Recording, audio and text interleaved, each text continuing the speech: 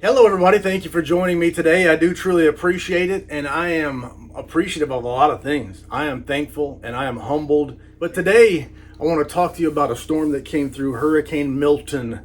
I live in Brooksville, Florida, in Hernando County, and Hurricane Milton, which became a Cat 5 motherfucking hurricane.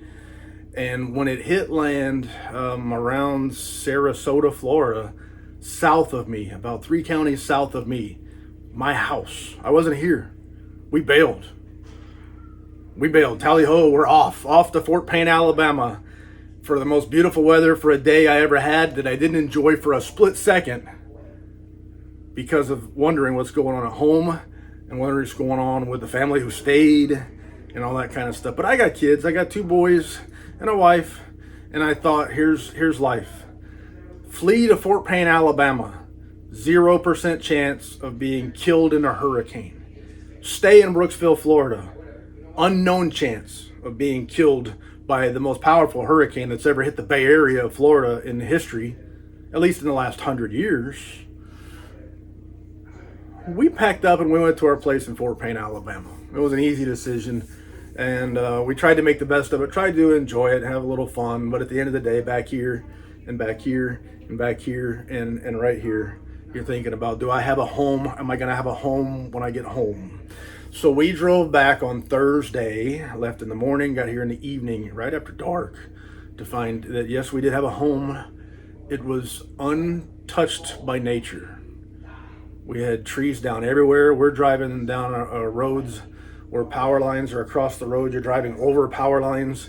You got trees blocking the road. You're having to drive off the road to go around. It was like an old 80s video game where you're dodging this obstacle and that obstacle, and cars are coming and all that kind of stuff, and you can't see because it's dark. And we get home to find that we had a home. So absolutely the most thankful, the most humble, the most appreciative, knowing that a lot of other folks didn't come out as well as our family did. That's kind of it's one of those situations where I'm glad it didn't get me, but it got others. So there's no good, but I am thankful. But anyway, I wanted to do this video because before we left, I came up with a game, something to give just a little hope. We're going to save our house, but something. You know, you're going to lose your house. You'd say, I'm going to lose everything. You hear people say, I lost everything. And I got a lot of stuff. Everybody's got a lot of, kids got stuff, wife's got stuff. So I said, hey, how about this? How about we pack up some stuff? We can't pack up everything. Pack up some stuff to take with us. We'll keep it in the truck, and then we took a couple vehicles. We'll keep it in the vehicles, all protected and safe, so that should the worst occur, we will lose everything, but we won't have lost everything. So pick some cool stuff, some special stuff, whatever it is. What do you think I picked? Pick some stuff. But I packed up some books. And so this video I want to call the 10 books I'd take with me if a hurricane was going to take my house. And that's what we're going to do. And honestly, I can't remember what was in what box. I put some names on some of these boxes, and then I just started taping up junk and loading them up. So let's go through. I packaged them up pretty good. Some got their own boxes. Some had to share a box. But let's go through and see what books I chose. Now, the books I chose, I promise you, aren't going to be the books that you would have chosen. And the books I chose aren't my most valuable books. They're not even in every case my favorite books. But I chose them for one reason or another. Maybe I'll be able to explain it to you as I go. Maybe I won't. I don't know. We'll give it a shot. But here's a box. This is a Centipede Press box. I don't think there's a Centipede Press book in it. And I don't remember what is actually in this box in particular. But let me open it up, and we'll see together what it is. And maybe I'll explain you why I chose this one, how this one got chosen. So you can see I packed up the box just nicely, full of protective stuff. And inside here I've got some books. I've got a couple books in here, or more at least, a couple, that they're well protected. And let's take a look at book number 1. Not in any particular order like this, because that's the way I got to it. Book number 1 that I got to is one of my absolute favorite authors who ever lived, Lawrence Block. and this is The Sins of the Fathers. And it's the very first book in the Matthew Scudder series from Dark Harvest. Slipcase books. They made books in the late 80s and early 90s. They were one, maybe the limited edition publisher at the time. There were more, but Dark Harvest was one of them. And this one is a signed, numbered edition. There it is, number 378 of 400 individually numbered copies, and it is signed by the author Lawrence Block and by another guy. Who was that? Stephen King. So a young author named Stephen King also signed this book. He wrote the introduction. But it's the very first Matthew Scudder series book. It is the signed limited edition. It is a quality book and a great story. And so for me, it's one of my sentimental favorites in my collection. And we'll just leave it at that. I've been a Lawrence Block fan since Y2K02, I think. I read under recommendation a book called Burglars Can't Be Choosers, about a lovable burglar named Bernard Rodenbar, Bernie as it would go, a guy who burgles, he steals, and he gets hung up in a bad way. Stealing, he gets caught up in a murder rap that he didn't do. And this is from Random House, and it's old. It was published, when was it published? Long time ago. You can go look it up. This one was published 1977, and it's the first edition, first print. But there were also some of these, 1,000 of them, that had a pasted on limitation page right up front. So it's the signed numbered edition, 568 of 1,000 copies. But it's essentially it is exactly the trade edition version with a limitation page stuck on there, Folio Society style. I don't know what they sold this book in the limited edition state in the beginning. It's $6.95 on the dust jacket. But this, one of my very favorite authors, one of my very favorite characters, and one of my very favorite series, Bernie Rodenbar. Love it. The burglar books. I love them books. And that book has been with me for a long time. So I was glad to have it, and I couldn't leave home. I couldn't leave her behind. And the next one, this is book 2 of the exact same series, the Bernie Rodenbar series. It is The Burglar in the Closet, and a great book also. I love the book. It's a great series. But I saved this one because I bought a first edition, first print a long time ago. It took a while to find a great one, first edition, first print version. But then I decided I wanted a signed copy, and I can't just go knock on Lawrence Block's door up in Manhattan, wherever he lives, in New York somewhere, and get an autograph from the guy. He signs a lot of books, but to go back and find a book from the 70s, first edition, first print, in great condition, that is signed by him, has been tough. And it wasn't until, I think, last year, 20 plus years of collecting his stuff or reading his stuff, I got my first signed version of the first edition, first print copy of this one. One of the more difficult to come by books. The first one, limited edition, is a lot easier to come by than this one, it seems. Don't know, can't explain it. But that's some explanation there. And now that I think about it, I might have saved more than 10. So what can I say? I'm a cheater. And I'm just opening them as I grab them. This one is in a Suntup Editions box. Now, it's possible that I put a book from a different publisher in the Suntup box, but improbable. Possible, but improbable. So let's open it up and see what's in here. I don't think I marked this one, so I'm not sure what it is. We're fixing to find out. Fixing to find out. Or as they say in France, we're finna find out. I don't know what they say in France. But let me get it out of here. This wasn't the original box for this book. But so when it came to Suntup Editions, what actually drew me to that publisher, which is one of my favorite publishers walking God's green earth. They make fabulous, phenomenal, high quality books. And Paul Suntup, the owner of the company, has been kind to me. But anyway, what drew me to that publisher originally was H.G. Wells and his series. But because of this publisher, I ended up reading The Exorcist from William Peter Blatty. And I absolutely loved the book.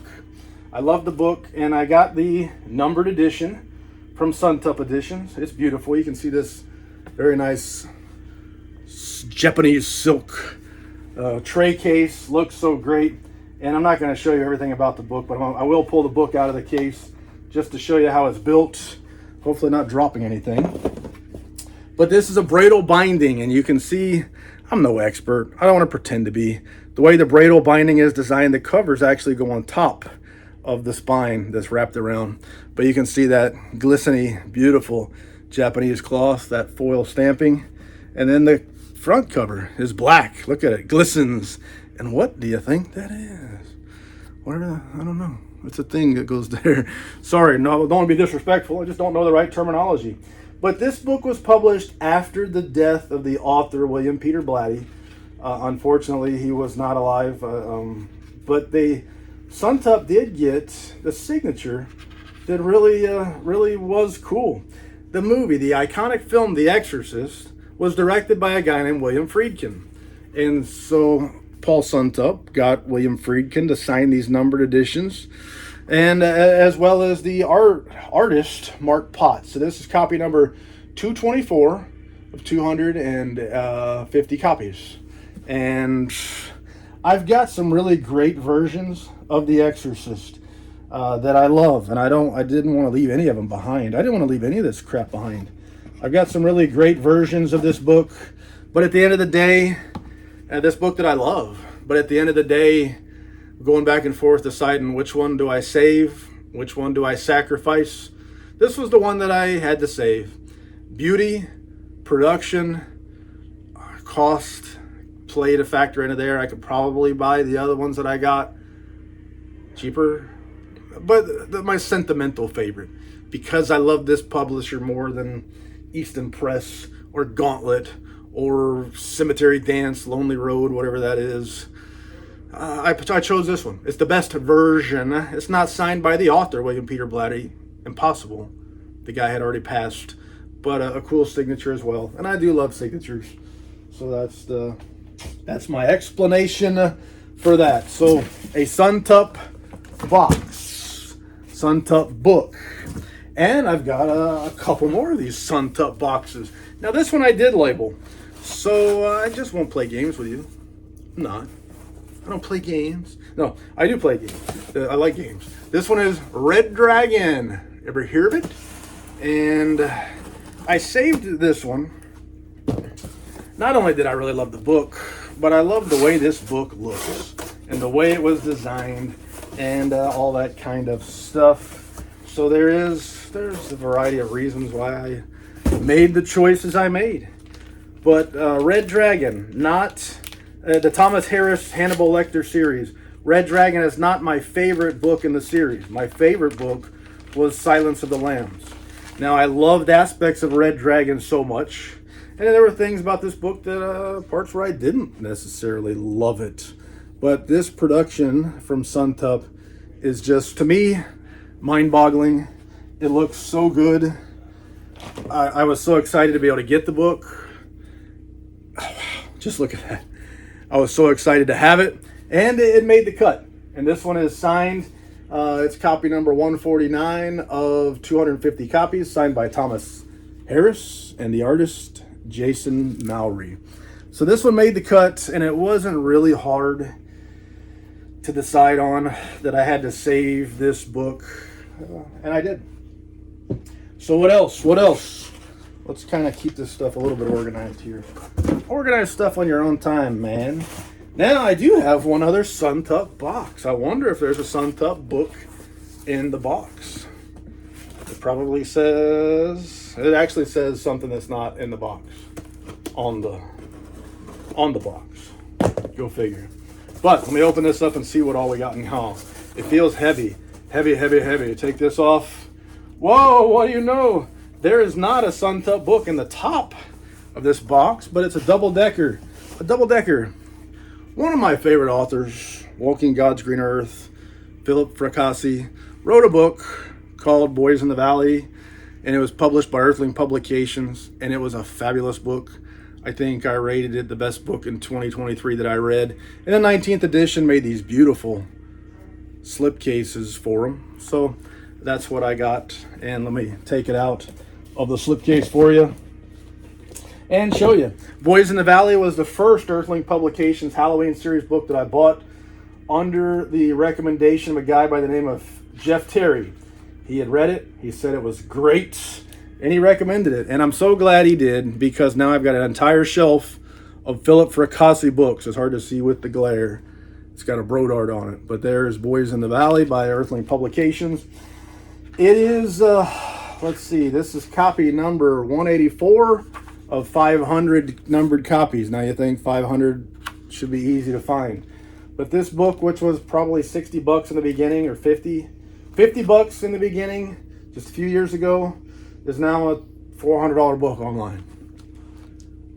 People vouched, people loved it, and people want it. So I had to save Boys in the Valley. I wish I could have saved them all, but I had to save Boys in the Valley. If I was going to save a Philip Fracassi book, and he's one of my favorite authors on this planet, so why wouldn't I?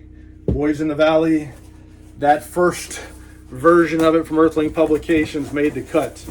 Now it feels like there's more in this box. And there is. This one actually is Suntup Editions. I said my favorite book in the Thomas Harris Hannibal Lecter series was Silence of the Lambs.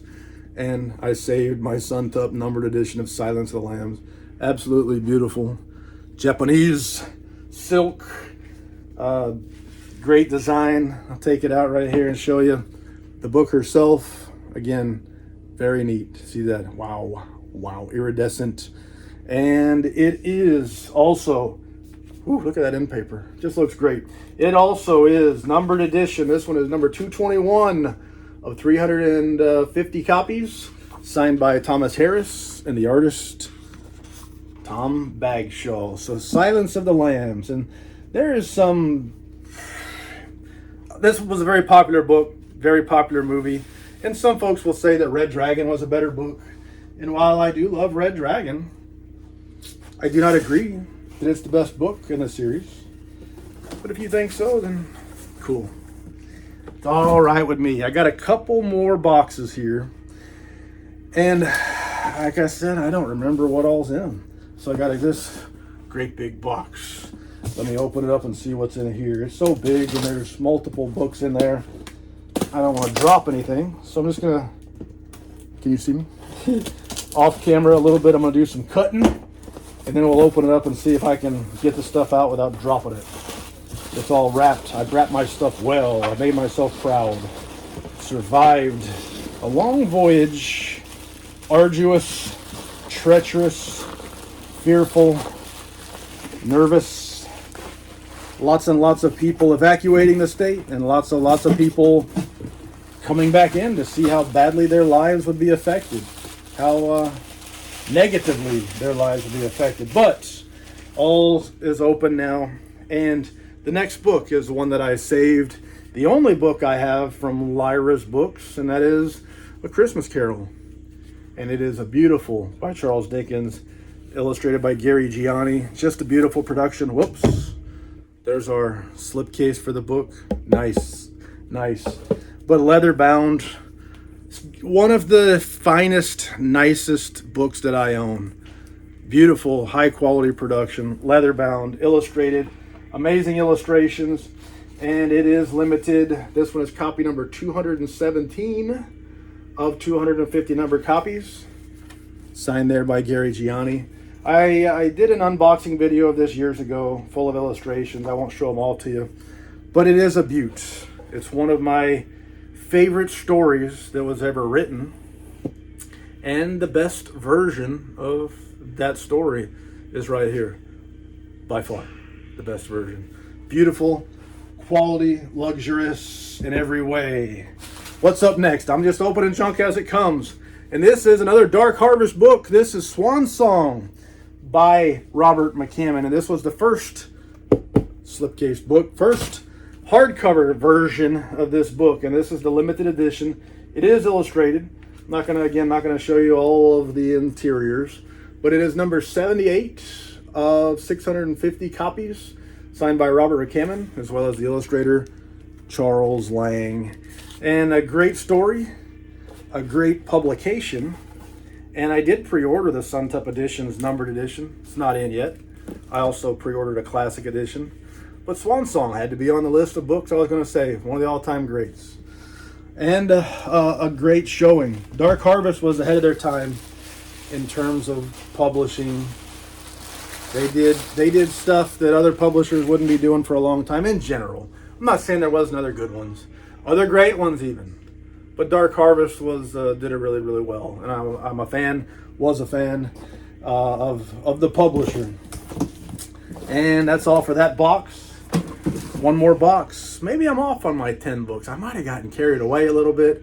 I wanted to save stuff. So maybe there's more than 10 here. I got another box. Another box. It's heavy. There's a few in here. So once again, I'll open it off camera just like I did before. Try to get it open without dropping things. Making a mess. Because I've got to do plenty of cleanup. As it is. But, okay, let's get the stuff out here. Show you what's in here. So I got a book all wrapped up. Man, this guy's good at packing stuff. He's taking care of things. He cares about it. I wish all the sellers that I buy from would take good care of these things when they pack them. Come on down. Okay. Get the tape. Get the bubbles. And another Robert McCammon book. This is book 3 in the Matthew Corbett series. And it is the numbered, signed limited edition from Subterranean Press. And I saved this one in particular because it's the hardest one I've ever had to get. It was the most limited, so nice slipcase, of this series. It had the lowest limitation. It had a print run, I think, of 274 copies. This is number 106. Of 274, so the lowest print run. Also one of the more popular versions of the book, book 3 in Robert McCammon's Matthew Corbett series. But I didn't get it until recently. It took me a while to get one at a price that I could live with because it is the most rare. It tends to bring the highest dollars. And most of the time it would actually sell for more money than I was willing to pay for it. It took me years to find one at the right price. There was a couple that had popped up over time that were at the right price, but other people beat me to them. I'm not always first. Sometimes if you ain't first, you lost. And I lost a few times. But anyway, opportunity finally met. Ba-ding, bashing the buttons. And I took advantage of that. Got Mr. Slaughter, and I wanted to preserve it so that I would still have it because I didn't know how long it would take me to get another version of that book. Now we're here at the end, and I've got a bundle of books all wrapped together. So I'm going to unwrap this bundle here till I can actually get one out. And the next one out is The Tomb by F. Paul Wilson. I was wondering when this one was going to show up because my second favorite book that I've ever read is The Tomb by F. Paul Wilson. This one is the Whispers Press. First edition, first print, signed, numbered edition, hardcover. And this one is weird because they had the signature and the limitation page on the inside of the cover itself on the end papers there. So it is signed by F. Paul Wilson, number 137 of 250 copies. The limited edition version of my second favorite book I've ever read. One of my absolute favorite characters I've ever read. It was Repairman Jack. And I've had this book for a long, long time. 22, 23 years I've had it in the collection. A long, long time. I've had it for 22 or 23 years. I don't remember which. Important to me, this was first choice, first ballot. Guaranteed this book was coming with me. There were some books where I had to decide. There was no doubt, no question. This one was coming with me. Period. It was on the list. Up front. What else? There's a couple more in here. So I'm unrolling these things. What else? What else do we have in here? Now, this one, the very first book in the Matthew Corbett series. It is Speaks the Night Bird from, who is this? These people. Fall River, Full River, something River. Who are they? Some sort of something. A defunct River City Publishing, a now defunct publisher out of Alabama somewhere.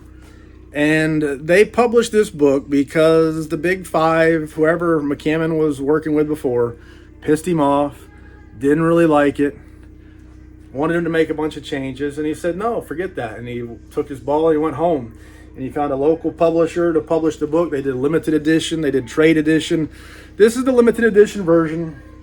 It's not a quality publication as far as build of the book, but it's important. Number 234, and your guess is as good as mine as to how many they actually made. I want to say it was something like 700 and something, but who knows? Who knows? They're defunct. They didn't do a great job at it, but now that I have it, I don't want to lose it, because in my opinion, my collection is not complete. My collection is not even really a collection if this book is not in it. No offense to your collection, but the way I look at my collection, Matthew Corbett, Robert McCammon, are very important to me. Having this version is a staple, a necessity, a prerequisite, must-have for that collection there. And in the last book, what's the last one? There is something missing. Something is afoot, because I've got a lot of favorite authors and a lot of favorite books, but I haven't seen Joe R. Lansdale yet. And this is the last book, so it must be bada boom, bottom boom, The Bottoms. Put it upside up. The Bottoms by Joe R. Lansdale. And I like a lot of his stuff, but this is my favorite Lansdale book that I've read. This is a slipcased version from Subterranean Press. It is the signed, numbered, limited edition version of one of my favorite books, and my favorite Lansdale book is number 11 out of 400 numbered copies. It is illustrated, and it's, again, for me, a staple. My collection is not complete unless it's there, and this is a... If I could, I'd have had the Writer Truck, and all these books will be on there.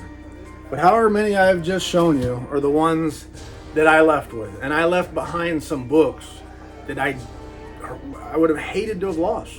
Some books that I love from some authors that I love.